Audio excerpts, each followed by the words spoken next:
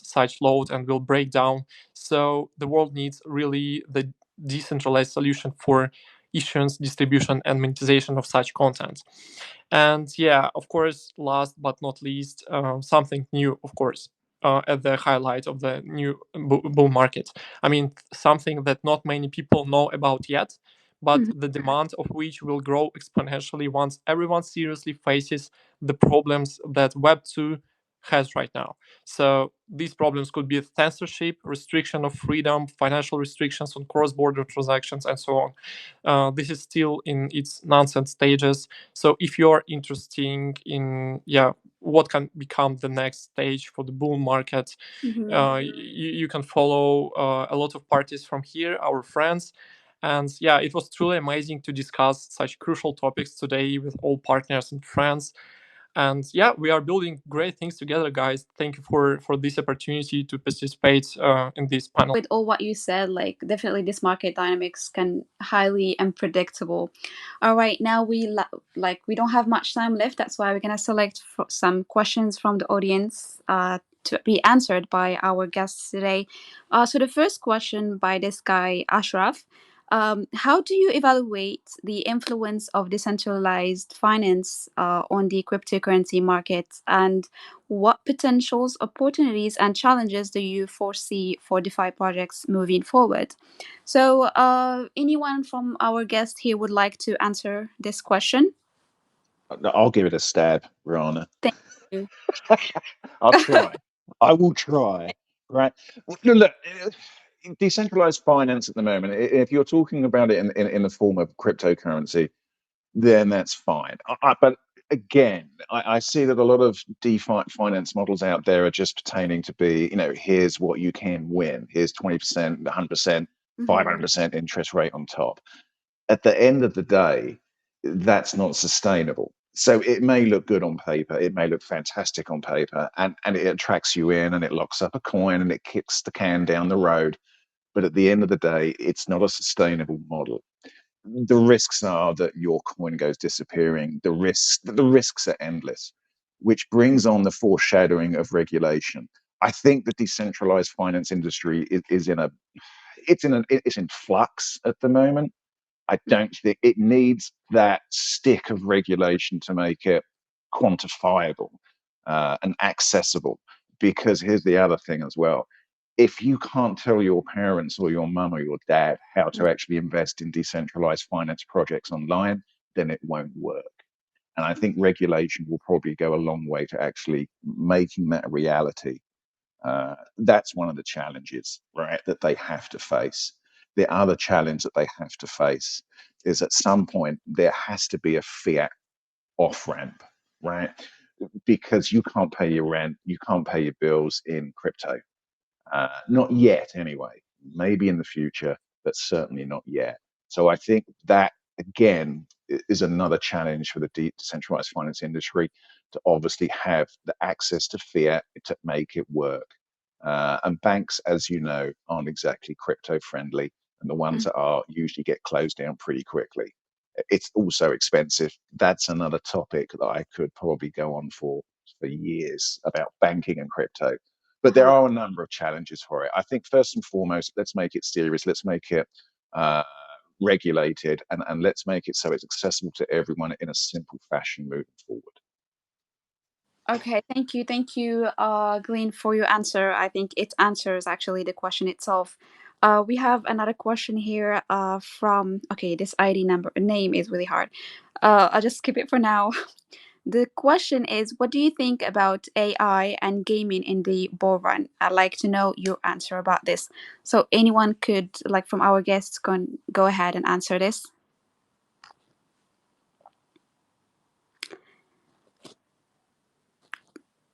So, Sorry, can you just repeat the question again, Rana? sorry, what? Can you repeat the question, please? Yeah, sure. What do you think about AI and gaming in bull run? I'd like to know your answer about this. This answer from Rezaev.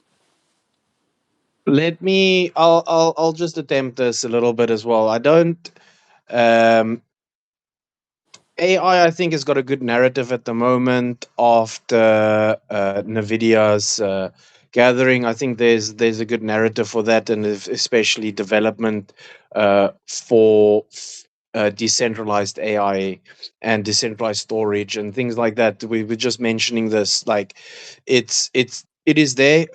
Gaming on crypto, I think the biggest obstacle there is fees associated with it, which makes it almost like we said, everybody wants to make some money off the tokens that they're holding for the game, but as soon as the price goes up, it becomes impossible for new people to join. So you see that with many projects. We can take Axie, for example, for the first one, which was the biggest one. You had to pay almost $500 to just get in, and from that you are not playing the game because it's you're playing it so that you can earn their token so you can sell that. So for me, on gaming, it's very difficult because all the models rely on users user acquisition through the fact that they will have an increase in their price, and the games themselves aren't necessarily something that is interesting or long term viable. I mean, obviously there are new projects that are coming out, many being built on Solana. It seems like Solana chain is quite a chain for many gaming projects because it's quite inexpensive. But if we take the price into consideration, as soon as there's a massive surge in the price, your gas prices go up and the barrier to entry goes up, and then you lose, your users lose, and people that are actually interested in the game lose out because it just becomes too Right. expensive for them. Yeah, like we look at triple A gaming titles, they are $60, 80 dollars US, and we can look at a crypto game and your entry is 100, $200, and that doesn't make the game any better. It's just, oh, okay, I'm earning some tokens that I might be able to sell, but if the liquidity leaves, you are stuck with that, and there's nothing there. So I'm a bit skeptical about gaming on the blockchain. AI, I'm a little bit more optimistic about it. I think there are a lot of applications for it to accelerate. Like for Port 3, we're building the AI data layer, which projects can use, and then also we've got like AI for writing out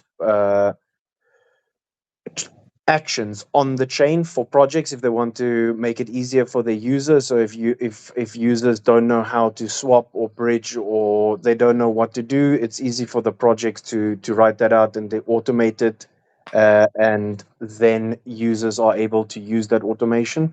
Oh, So I that's think AI is going to be a little bit more of a buzz than the GameFi narrative. But this is just my opinion. I can be wrong, and it can all change. So yeah.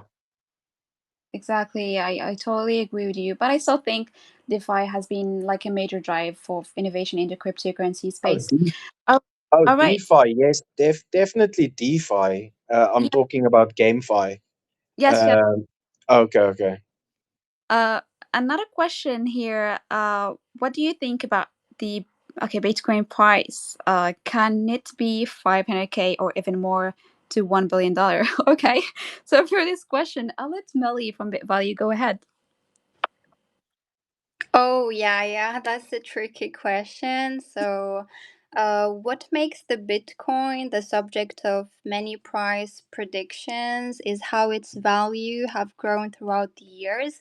And actually, experts in this field are actually predicting that the Bitcoin might reach the $1 million by 2030 or even past that. So, I believe that even though these expectations are very high, it's still very difficult to just put a certain price target out there, because as we've been discussing today, this market is growing faster than we actually expected. New regulations are being implemented, and there might even be more external factors in this market that may affect the value of crypto coins in general, not just the Bitcoin specifically. Yeah. So there are high possibilities that Bitcoin value will keep increasing, but the real question here could be, for how long will that be happening? Right, that's really a trick question. It's really hard to say. Another question here from C1. It says that I think being on multi-chain is better than single chain as a project. What do you guys think? Uh, Maybe Jin?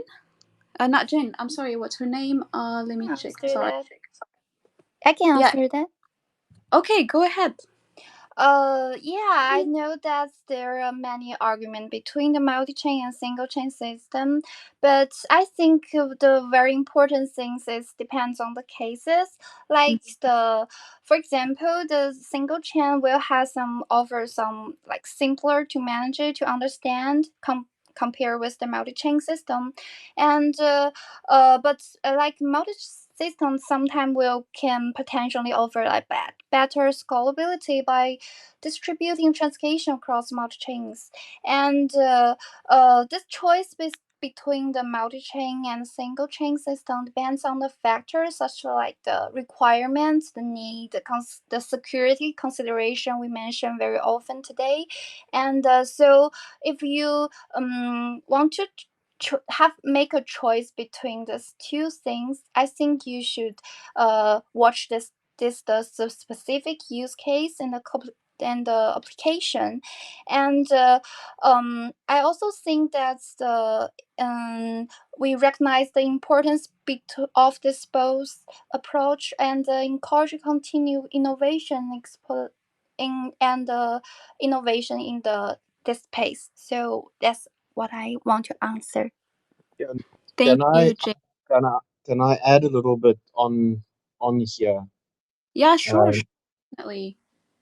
so just from experience, from like port three, we started off on a single chain, so Ethereum chain, and our users were adamant they multi-chain. We need to add more chains, and EVM chains easy to add. These are your Polygon.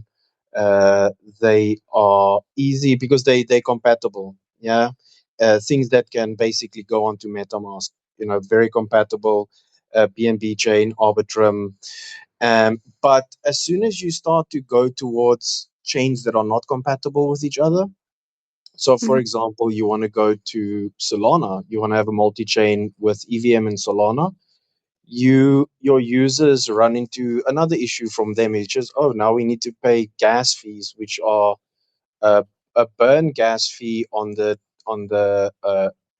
chain that you're starting on. So Ethereum, you need to pay a burn fee, and then you need to pay a mint fee on the Solana network, and you need to pay the bridging fee.